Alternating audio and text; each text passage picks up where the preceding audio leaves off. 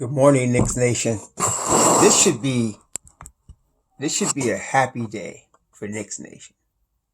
You say, well, Hebrew, why should it be a happy day for Knicks Nation? Well, before I get into that, because I want to talk about salary cap news. And I'm very happy about that. But before I get into that, let's talk about the young man from the University of Auburn named Isaac Okoro. Now, first of all, there's been much news over the last 3 or 4 months of Isaac Okoro being on the Knicks radar, obviously, along with several other players. As a matter of fact, yesterday there was an article about how diligently and thoroughly and continually they're asking about Devin Vassell, talking to everybody related to Devin Vassell, and they're continually discussing Devin Vassell. So we know he's on their radar, but we're talking about Isaac Okoro today. Isaac Okoro is 19 years old. He'll be 20 when the season starts. 6'6", 225 pounds. Considered by many to be the best defender in the draft. I will not say the best, but he is definitely. I put him and Vassell and Vassell, maybe. I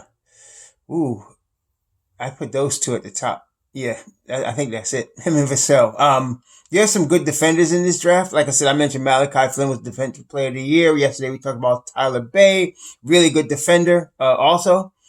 So yeah, I put them in there in that class as well. But Okoro and Vassell are to me in the class by themselves. And the reason, we're talking about Okoro. I know I keep bringing up Vassell, but I like him so much. But let's talk about Okoro. Now, Okoro is one of the few players. You see, this is the thing. When most people talk about athleticism in a player, like for example, and again, we talk about Cassius Stanley from Duke, along with Okoro, and then of course there's Anthony Edwards. These are probably, and I think most people would agree, these are probably the 3 most athletic players in the draft.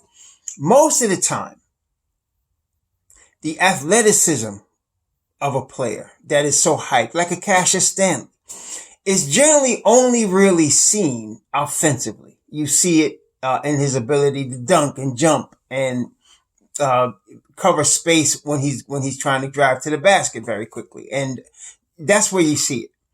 What I like about Okoro is that his athleticism is used in a very functional manner defensively. And what do I mean by that? I mean, like, the speed and quickness that he has is used to cover ground defensively. You see, defense, as I've mentioned before, one of the attributes of a great defender is they cover ground quickly. Okay. People don't appreciate that don't know the game that well. But when you're watching a Mitchell Robinson go from sitting on the floor after having fallen under the basket, and not only get up on his feet, but get to the corner to block a 3-point shot in the NBA. That's some amazing stuff, because to cover that kind of ground means it's very difficult for an offensive team to get an advantage, because your players are getting into position so quickly that whatever opening there might have been closes within a split second. Isaac Okoro does that. He covers ground with his speed and athleticism in a really tremendous fashion. And of course, the footwork he has is off the charts. He really, I know y'all gonna hate me, but I don't care. His footwork reminds me of Frank Ntilikina. Yes, he does. Tremendous footwork. He will stay in front of 1 through 4. There is no question about it. He could guard 1 through 4. Now, which makes him, of course, a Tom Thibodeau type of guy, because he's going to play defense. And of course, what I also like about him is he doesn't force a lot of shots, because he's not a good shooter. I mean, that's what it is. He's not a good shooter. So he passes up open looks because he's reluctant to shoot sometimes. Now, the mechanics are there. I mean, he has good mechanics. He shoots in the high 60s from the foul line. So it's iffy. I mean, if he was shooting 58% or 60, it would be something, but he's shooting almost 70. He's like around 68% right now. So it's iffy. There is a good possibility he could learn how to shoot better. As a matter of fact, I was watching a video that was done by Schwartz on Free ESPN Draft Express a couple of days ago with Okoro, and he compared him to Andre Iguodala, Jimmy Butler, and there was another player. He compared him, and it was amazing because he compared all of their freshmen and Kawhi Leonard. He compared their college freshman stats, and they were almost identical. I mean, the shooting percentages, the 3-point percentages, they were all high-level defenders, very athletic. And as you can see over the years, Jimmy Butler is not by any means like a sharpshooter. Like he's not Davis Bertans, but he can definitely hold his own. He can hit big shots in the clutch from three. And, and then of course he's become a really good foul shooter. And so has, Andre Iguodala, of course, and so has Kawhi Leonard. And all of these, the reason Schwartz brought all of these guys up is because they're all the same builds, 6'6", 6'7", 210, 215, 225. They're all in that same build and style as Okoro. So that bodes well, and that's what his point was. That bodes well for Okoro in terms of developing a shot, which is why so many NBA teams are so high on him. He has a high IQ. And what I mean by that, some of you don't understand, and I should explain that better. What do I mean by a high IQ? High IQ, let's talk about it defensively. High IQ means a player recognizes the overall scheme of an offense in terms of what they're trying to run and can set himself in position to thwart what they're trying to do, either by stealing the ball or disrupting the play, because he sees what they're trying to do. And he consistently sees what they're trying to do, and he consistently outthinks them on defense. And he has the ability to get to those spots that will thwart the defense. He knows when to shade over to cover, to help out while still guarding his man. He could even sometimes shade over and guard two people at the same time. You've seen, if you're watching closely, Frank Ntilikina does this a lot. He'll guard two people at the same time that are left open and know which one to go to, because which one's likely to get the ball and have the other one covered. That's high IQ defense. Okay. And so, Okoro has this in spades. He really does. He is strong attacking the basket, and he's a really good finisher. He can finish strong at the basket. There's no question. He uses again that athleticism, to finish at the basket. He can finish over bigger people. He can finish, over smaller people, obviously. Very, very good there.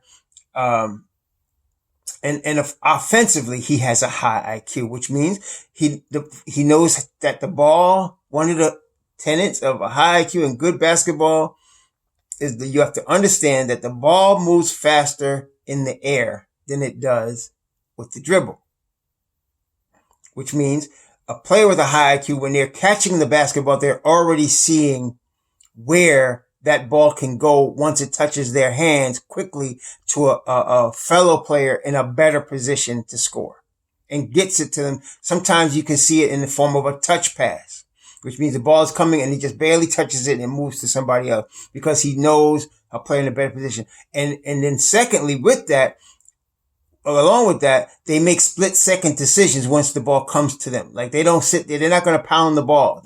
It's going to come to them. They're either going to pass, they're going to drive, they're going to shoot, they're going to do something in a split second. And that also helps keep the defense off guard. They also know how to help arrange their teammates or put themselves in a position to get a very high percentage shot on a regular basis. Those are high IQ players. Okay. And Okoro does that. He runs the break extremely well, passes out of the break. He's a good passer, very good passer. That's another, attribute of a high IQ player. Very good passer. Sets up his teammates well. Of course, the glaring weakness is his shooting. Now, I would rank Vassell higher than him because Vassell can shoot. Oh, and by the way, if you did see the article on Vassell yesterday, it was pointed out that he did not change his shot. Please stop looking at 10-second videos and making decisions about players. He did not change his shot. Um, yeah, his coach talked about that. A couple of people talked about it. Anyway, Vassell's a better shooter. But because of, I guess it's because of Okoro's upside, his physicality defensively, because he's a stronger boy. He's not as lean. Vassell is lean. He's 6'7", 194, whereas Okoro's 6'6", 225, and the boy looks like he could play football. So, he's solid. Because of that, Okoro, like, I would say there's a 85% chance he does not make it to the 8th pick. He'll be picked before that. I really think either Atlanta or Cleveland should really pick him. To me, he fits better in both of those squads. And he can actually start on both of those teams. Whereas on the Knicks, as I said, Thibodeau does not start rookies. I said that there might be an exception this year. I said that in the last video. Some of y'all tripped out on that, but there might be an exception this year. And the exception is one player. If we got Halliburton, I can see Halliburton starting. Anybody else, Vassell, as much as I like him, he wouldn't start. Neither would Okoro. They'd be coming off the bench like any Tibbs rookie. Okay. Halliburton, the reason I would make him an exception is because of his IQ. His IQ is the highest I've seen in the draft. There's no question. And I think part of the reason, Tibbs doesn't like to start rookies is because he has to explain a lot to them, and I don't think he has the patience for that. So, but he wouldn't have to do that with Halliburton because the kid is very high IQ on the basketball floor. But that's an exception, and that's a maybe. So Okoro wouldn't probably start on the Knicks, but he would start for, Atlanta. He would start for Cleveland, and I would think there would be better fits. So the likelihood of him falling to the Knicks is very small. I don't think he's going to be available at 8 to us. Obi Toppin might fall to us,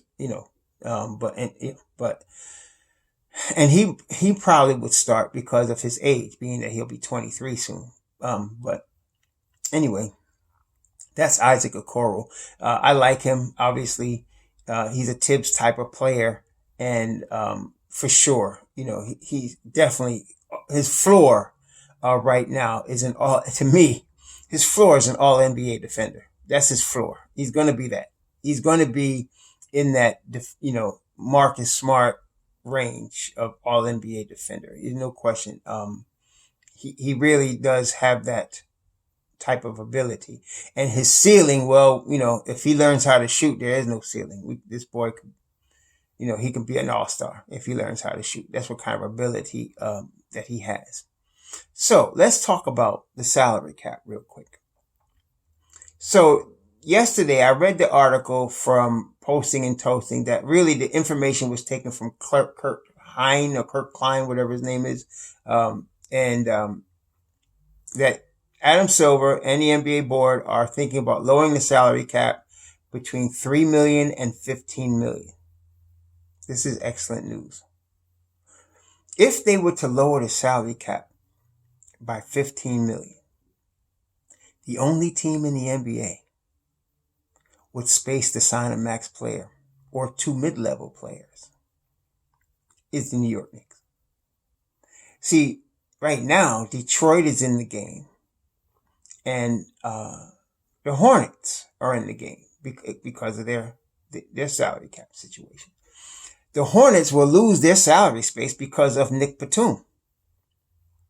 Nick Batum will opt into his $27 million, especially if they lower the salary cap, and they won't have any space or very little. Okay. Detroit, starts off with about 19 million of space or something like that. And, they start off, they had 43 million space, but then, Tony Snell is going to opt into his 12 million. And that will reduce that to 32 million. And then if they lower the salary cap by 15 million, Detroit's with 17 million in cap space. The Knicks have 45 million in cap space when we've announced all these free agents. And then if you take 15 million from that, we still have 30 million in cap space. We would have our choice of whoever we wanted. That's an unrestricted free agent. Because we would be the only ones with money. I told you a few months ago, we talked about the financial situation of the NBA, and we were talking about Golden State and Julius Randle, if you recall, and people were like, well, owners are going to pay. Okay, look, I told you the revenues of the NBA is how the salary cap is determined. They're going to be reduced revenues. That's why they're talking about trying to restart the season on Christmas. They're talking about trying to restart the season on Christmas because they're trying to make up lost revenues. Okay, between that and the China situation, there's a lot of lost revenue this year. And so the revenues determine, and that's been part of their collective bargaining agreement from the last contract they signed with the players union. So revenues determine the salary cap. And of course, prior to now, the revenues for the NBA just kept growing, especially with China being involved, their fan base being involved with the NBA. And I also told y'all that Jeremy Lin coming back to the NBA was no coincidence. And here he is. They keep bringing up articles of him coming back because that's going to win more Chinese fans because he is very big in China. Okay. So they want the revenues, but this year the revenues are going to be lower. Okay. And they're hoping to start at Christmas. But if we still got to practice social distancing, right? They're not going to get the fans to be sitting, 19,000 in the Madison Square Garden together. If this thing is still good, if this COVID is still going strong. And yesterday the CDC and Dr. Fauci estimated that right now there's 226,000 people in the United States have died from COVID-19. And they think that number is going to go up to 500,000 by February. That's terrible, right? And that's also terrible for the NBA because they won't be able to have people sitting in stands next to each other, 19,000 people screaming because of the COVID. Then that makes it a bubble situation. So they might have like bubbles in certain regions of the country. They might be an Orlando bubble, a Chicago bubble, a LA bubble. I don't know, but that's not going to make as much revenues as people in the seats because you're not going to get the advertising dollars. So that bodes well for the Knicks because now the Knicks will have $30 million in cap space. We don't need to get a max player, but I'm saying you want to talk about shooters. Now we could talk about shooters. We could talk about Bertans. We could talk about Joe Harris is more something that might be available. You could talk about players that teams might want to give up to lower their salary burden, like Karis LeVert. There's players going to be available. And then those that are looking for the dollars, Bogdanovich, they're going to be available. And then Christian Wood. All of these players become Jeremy Grant. All of these players become now back to us in terms of possibilities because of the lowered salary cap. So that, let's talk about a Jeremy Grant. Their team, Denver, can go over the cap, obviously, to re-sign him. But the question is with the lowered revenues, and not only are they talking about lowering the cap this year, they're talking about lowering it every year to 2022. That's what they're talking about. So now, does a team want to really go over the cap now and look at luxury taxes with lowered revenues? See, that's what I was telling y'all before. So we're going to have some opportunity here, again, to use our cap space as a weapon to make us a better team going forward. So this is where the Knicks have to be careful. We now have all possibilities. We have free agent possibilities. We have draft possibilities, right? And we have trade possibilities. But what I would look at first, Julius Randle is the only one that needs to be traded right now as far as the Knicks because he just doesn't fit with us. We could acquire draft picks. We don't need to talk about, getting, some player that's overpaid and having to send draft picks with that. No, we don't. Now they're going to come to us because we got the space. And we're going to say, and we can be really hard on them. Rose is in the catbird seat. He's in the catbird seat. He can say, listen, I need some picks. CP3, yeah, I'll take him off your hand. I need some picks. It's that time now. See, now it's the Knicks time. We're in a good position. You know what? Honestly, though, I'm not saying Steve Mills was an excellent executive, but I will say this. Did not the gentleman put us in the position that we are right now with draft picks and cap space? Did he not do that? I'm not saying he shouldn't have signed Julius Randle. He shouldn't have signed all them power forwards last year. I agree. He didn't do such a great job, obviously, trading a certain Latvian player either. But right now, the Knicks are in the strongest position financially in the entire NBA. Right now, if they lower that cap space, teams have to come to us. And we'll be just sitting there flush with picks and money. And we can be very difficult. That's where Rose has to put that hard hat on, and I know he's going to. I need some picks. You can bring CP3. I need this year's first. I need next year's. I need number 2021 first or something like that. He can be hard now. Or Charlotte, listen up. I'll send you Julius Randle. Give me your first rounder this year. And another first rounder in 2022, if you don't mind. We really are in a good position right now. I'm very happy today. So tell me what y'all think. Again, Isaac Okoro is I rank him behind Devin Vassell. I would take Devin Vassell first, but I would not cry if the Knicks picked him at 8. He is a tremendous defender. He is the strong possibility he's going to be able to develop his shooting. He has the talent, no question. So yeah, he's good at 8. I'm good with him. And I'm sure Thibodeau would love a kid like that because he plays defense. His rookie year, he won't start, but he'll be one of them cats to get 20 minutes a game. No question about it. No question about it. Like he did with Josh Okogie. All right. Please have a safe day and tell me what y'all think. Shalom.